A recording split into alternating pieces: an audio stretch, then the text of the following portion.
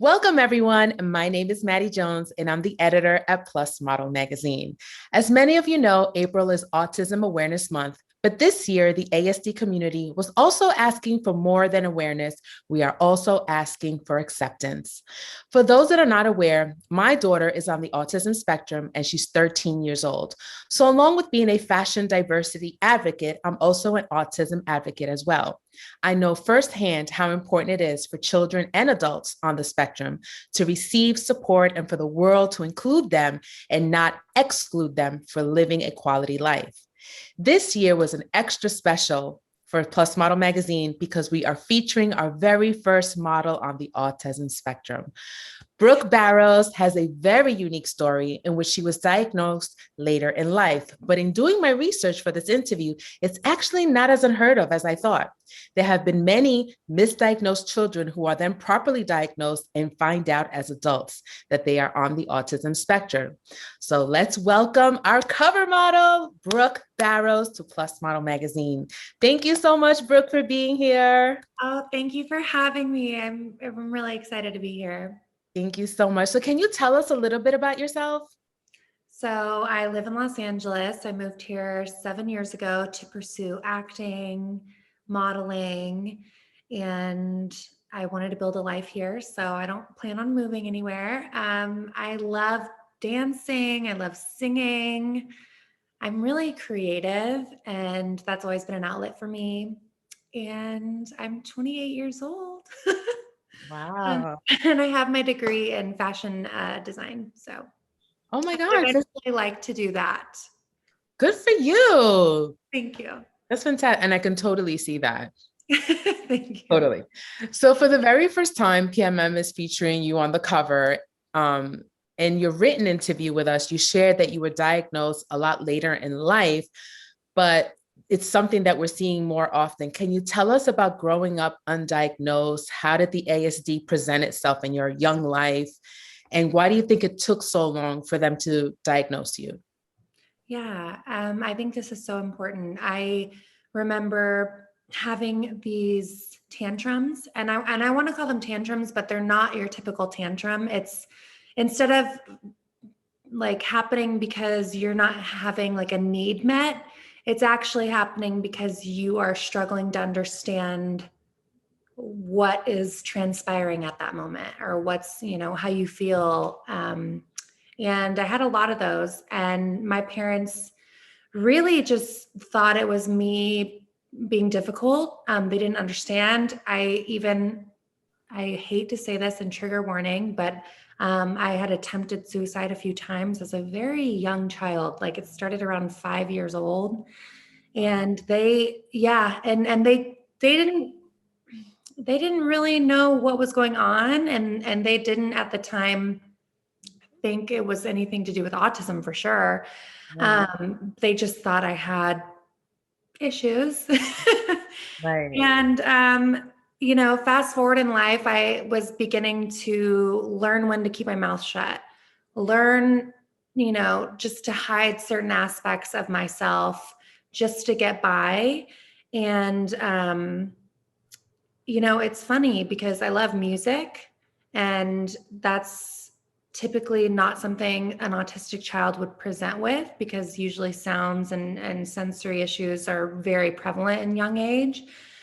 So my parents just never thought that was what was going on. And I would say my love of music and being social really was the reason why they didn't seek a diagnosis or get me help. And I would say those are the two big reasons why I was so good at masking and went so long undiagnosed, because I did learn how to socialize. I did learn how to cope with my shortcomings. And I hate to call them shortcomings, but when you're comparing to someone who's neurotypical and doesn't have this way of thinking, Right. it's, Right. So it is what it is. for those of them that don't know, what you're describing is masking. So Yeah. masking is what exactly to you? How would you define masking exactly?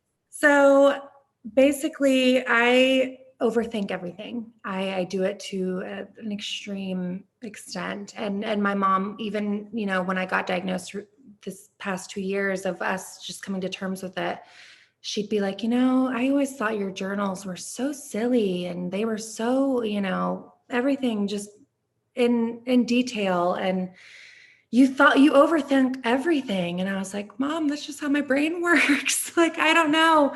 But when it comes to masking, for a long time, you know, I didn't think of it as masking.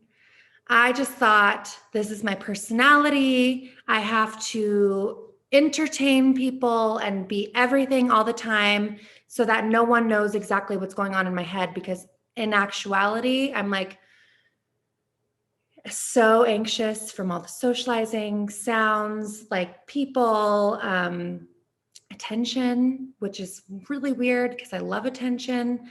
It's such a weird coping mechanism, but it gives me balance. And to put it into words, I feel like I'm ranting right now. Oh, I'm listening. I am taking this all in. Like it's Yeah. really just, it's To great. put it into words simply, and I'm going to try my best here, I overthink everything, so be patient with me. Masking is really just trying to look normal and be normal and not raise any questions or raise any eyebrows. And I think that's kind of sad because an autistic mind is still a beautiful mind. And the only reason people think it's odd or weird is because they're comparing it to their own, which, Right. I mean, it's so simple, but it's also so complicated at the same time. If no one thought it was weird, then it would be normal. Right. I don't know. Exactly. You're just a different person that thinks a different way. That's right. And I think autism's so great because it's like we're a big example of how neurotypical people think. Like my cousin doesn't think like my friend, and my friend doesn't think like my cousin, but they're both people. And just like that, you know, my mom's best friend's daughter is autistic, and her and I are completely different as well.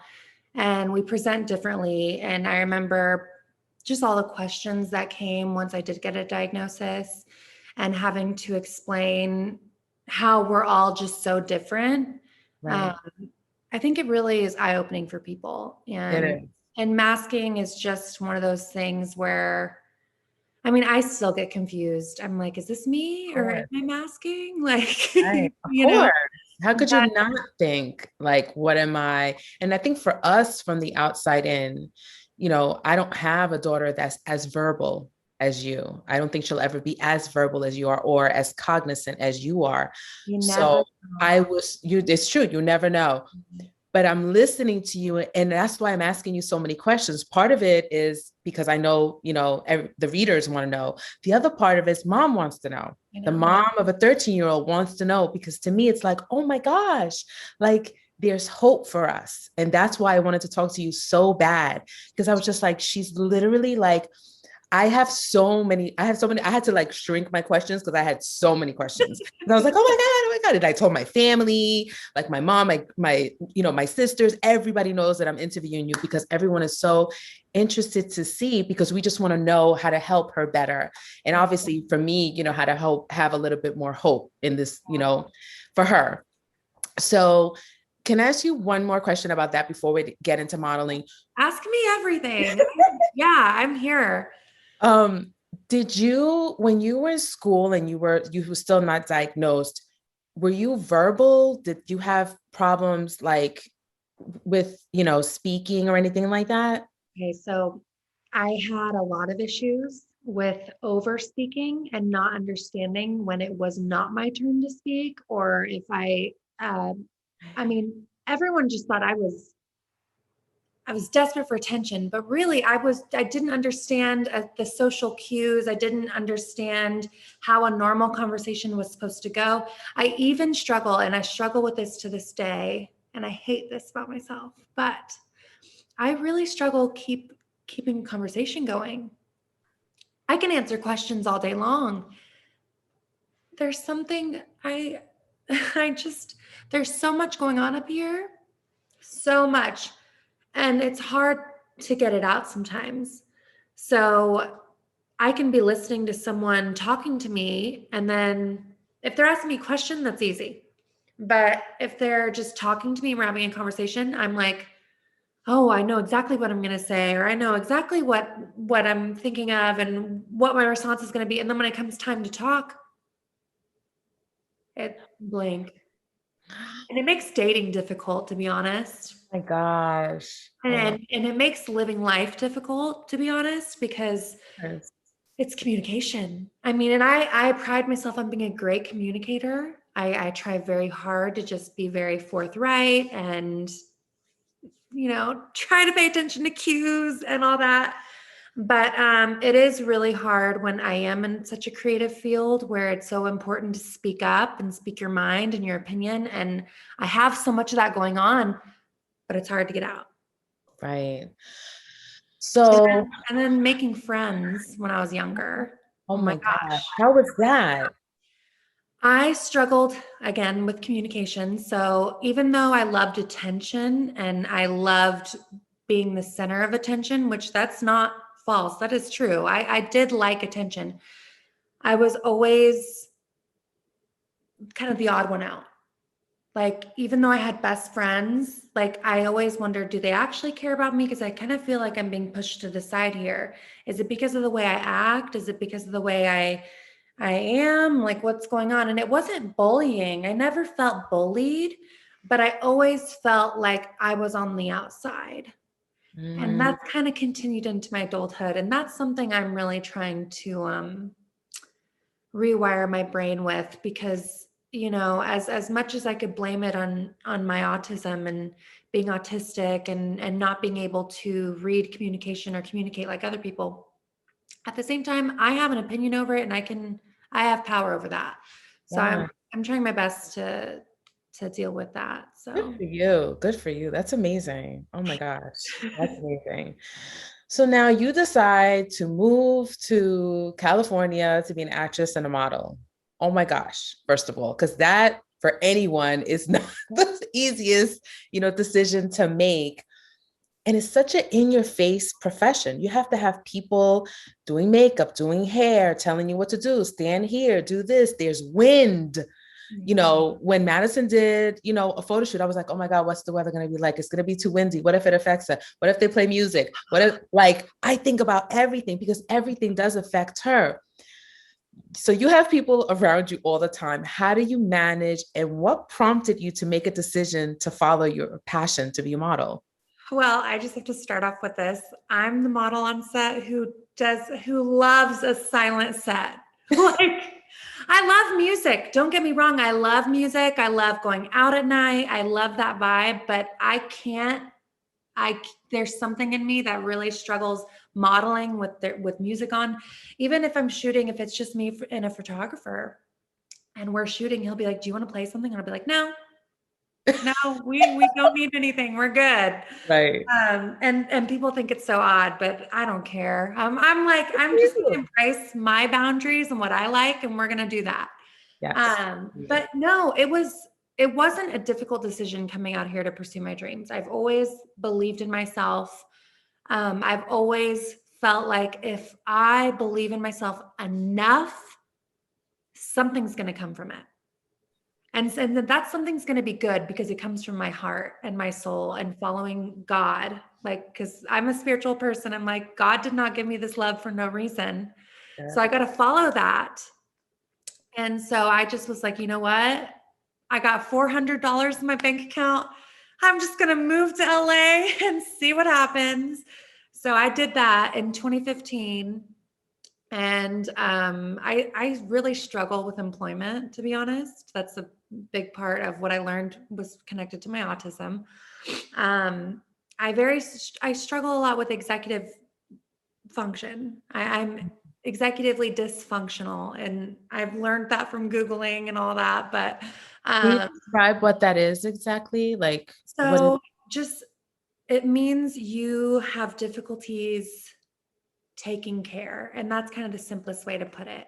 And it's funny because in an employment position, I was always the one who was like promoted very quickly. Like I remember I got a job as a tanning salon attendant and I was the GM within 6 weeks because I was so good at doing everything by the book. I was like, okay, I know Mm. exactly what to do. I'm going to do it. And then I'm going to go from there. Was promoted to general manager. And I've been in a management position since I was 19, retail wise. So you wouldn't know that I was struggling, right? But every time after a few months, I would lose the job because I couldn't, for one, I lacked the social skills to be able to um, be nice when criticizing my employees, which Mm. I didn't realize until later in life was what was happening. But Because you were just yeah, saying the obvious. You were just saying exactly. it. Right, right, right, right. Oh my gosh. Yes, I know So exactly what even you though I mean. was such a great worker and I liked what I did and I was doing it, I lacked that part. And it really was a struggle for me because I struggled paying my bills. Like I would lose jobs and be like, there'd be gaps of employment.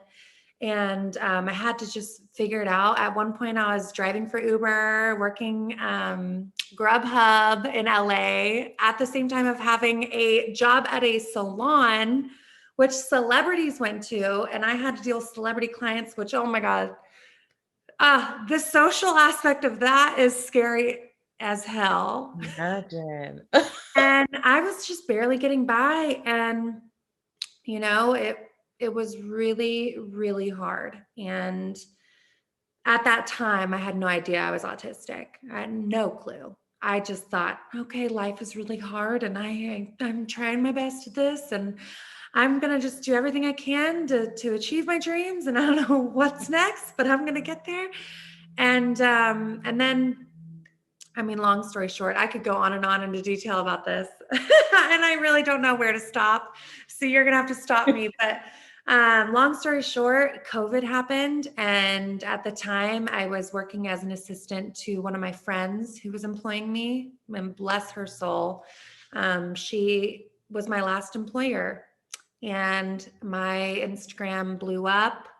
I was signed with Dorothy a little bit before that happened, and it's kind of sad that COVID happened because I mean, who knows where it would have gone. My modeling career would be big and my social media small, or the other way around, who knows. But um, it's been a wild ride.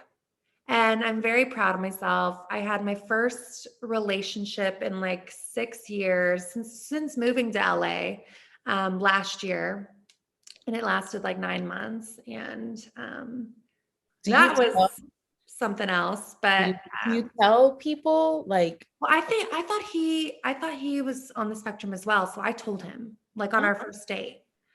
Like and I actually tell most guys because now I'm like, they need to know if there's anything like a miscommunication or something, like they need to know not to be too sarcastic and not to joke around too much because I take everything so literally. And it's mm, hard for me to read cues. So I do tell people I date, but he was the first guy I'd ever told. And he didn't care. And he had weird, quirky interests like I did. And I loved that about him. And I thought he was too, but he was not, or at least he was undiagnosed. I don't really know, but mhm. it didn't work out. He wasn't the one for me. Sorry it didn't work out, but I am absolutely sure there's definitely someone out there for you. And you're still really young. Yeah. And I'm just proud of myself for being in a relationship. Like that is in itself an accomplishment. I did it. I experienced a little bit of it. And yeah, I'm just figuring it out as I go. Excellent.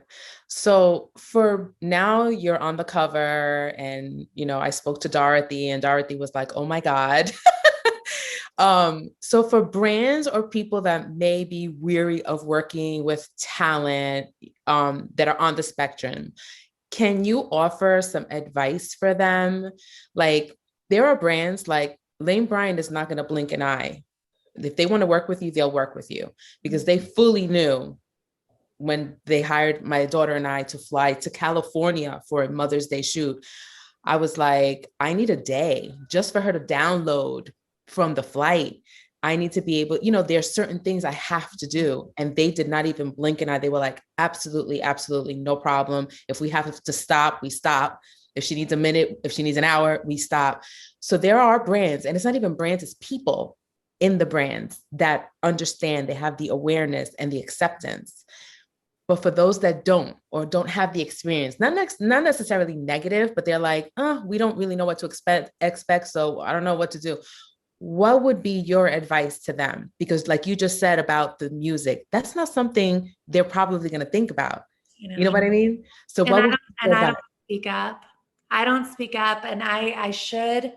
I really should, because it's so important to communicate your needs. And I've burnt myself out many times. Like I need like a whole 2 days to recover from like a photo shoot. And that's just the honest truth. There's so much socializing, so much noise, so much work, so much that's going on that I just shut down. And I remember, and I'll never forget this. Dorothy had me shooting for like 3 days in a row, like different things. And then I also was moving. I was in between places at the same time. And I remember just thinking, I don't know if this is for me. Like I can't handle this. And I don't know. I felt like I couldn't speak up and I couldn't communicate my needs and that I couldn't say no. And that's something I'm really working on. And I don't know what to say to brands who are wary about working with people that with special needs, because I'm still getting there. I'm still trying to understand how to communicate my needs. Yeah. And Maybe if they were the ones that asked, like, is there anything special? You know how we ask, like when I'm doing a photo shoot and I'm producing a photo shoot, I always ask, do you have allergies? Does the model have I allergies? do always, yeah. So maybe that should be part of the new questions. Change the Oh, questioning. So yeah. it's part of, does Music. she have allergies? Does she have any special needs? Maybe it's like, Oh, that would be amazing. let's put it out there so the brands know. So that way they know maybe it doesn't land on your lap to say something. Maybe they're asking, is there anything special we should be aware of? Because that's what LB did for Madison. Like, can we have music? Can we not have music? Nope, no music, no problem. Because I know how she was going to react. You know what I mean? So I feel Oh, like that Maddie, I love you. should be on Genius. them. It should be on them. Absolutely. I got you. Yeah. So I wish I could say that people are not only aware but have accepted, but we are all different and not less, and that some just learn or take in the world a little bit differently and should be allowed some grace. What would you like to say to people who are intolerant of special needs children and adults? And I'm saying this because as a mom, I'm scared every time I walk out the door, when we go to the playground, when we go to the post office, if she does something. Now she's 13. She's not a little kid. So all little kids act up, right? They're Right. always moving. Now she's a 13-year-old with a size 9 foot. She's almost my height. Right. She's built like a woman. And when she does these little kid things and she recites Dora, people are like, what? And I want people, I'm not saying come over and give her a hug. I'm saying have to allow people grace and give them the time instead of automatically assuming that that's a bad child, because that's what happens. Or like what you said, they didn't know that you were having a meltdown. They just thought she's not listening. She's this, she wants attention. And it wasn't that at all. So what would you like to say to people who just don't know or intolerant of special needs children or adults? I think this is kind of the direction the world is going in, is just being more considerate and more compassionate towards others, because we really don't know what's going on. We don't. Right. And you could assume anything you want about someone, but in the reality, you really don't know what's going on. And I think the more we head towards that direction, the more we won't have people passing judgment on others. And I know for me, and this is coming from a girl who was diagnosed at 26 years old, I remember getting judged. And I remember feeling like I was like not as mature as the other girls in my friend group. Like I still wanted to play with brats when we were in 7th grade. And they all thought that was so weird. And so I was like, Mom, none of my friends want to play with dolls anymore. And I'm like, this is the coolest thing ever. And I remember one of my friends had sex in 7th grade, and I thought that was crazy. My mind was blown. And I remember just thinking, okay, this is not what I want to do, is not socially acceptable. So I'm going to put it down and I'm going to try my best to be what is. And then it turned into me being like a problematic child. And so I think it can go both ways, where you're judging someone being bad because they're not fitting in, or judging someone for fitting in and they're not being Good. good. Right. Yeah. Right.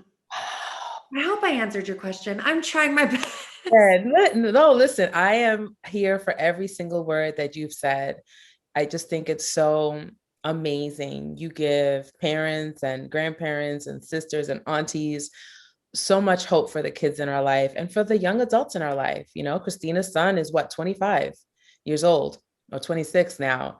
And so I've seen this kid grow since he was little. And, you know, it gives us hope, you know, that they will follow their passion as well, you know, wherever their life leads. And you did say something in the very beginning of the interview that's so true, because most people don't realize that there's no blueprint to being autistic. You can say there are some characteristics that they may have similar.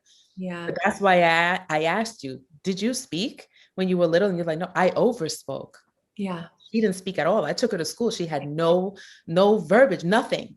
Right. So you cannot, there's no blueprint to it. So that's why you can't say, oh, that kid is probably autistic. You don't know who that kid is. You don't know who that adult is. Yeah. No idea. So this is why I think it's so important. And when I realized that you were on the spectrum, it blew my mind. Number one, because I'm like, I live in service of this industry for all of my almost all of my adult life. How did I not know? But I am so glad, because it came at the right time, personally and professionally. It came at the right time. I hope, Brooke, that this opens up new doors for you, that you feel validated, that you can feel what you did this month for us, for the families, for children, for other adults, and for this industry. You opened up a narrative for us by putting yourself out there. And I hope that you receive what we're able to give you, and you receive the thankfulness and the gratitude that I can give you, because I am so grateful for this interview. I'm grateful to have you on that cover and to be able to speak about it and tell everybody about it. I've told everybody, because I am so incredibly blessed and proud to be able to do something like that and use my first baby, Plus Model Magazine, in this way to be able to celebrate my second baby, Madison. But thank you so much. And for those that don't follow you, which you're crazy if you're not following, but tell everybody where to follow you. You said Dorothy Combs. So if you want to book Brooke, you have to go to Dorothy Combs Models, but tell us how to follow you on social media before we You can follow me on Instagram at Brooke Barrows, my name. And you can also follow me on TikTok, which is Brooke Barrows with an extra S on the end. And I just want to add, it sucks when people are like, I can't believe she's autistic, or I can't, autism just, it looks different on everyone. And I hope everyone at least takes that away from this and is less judgmental.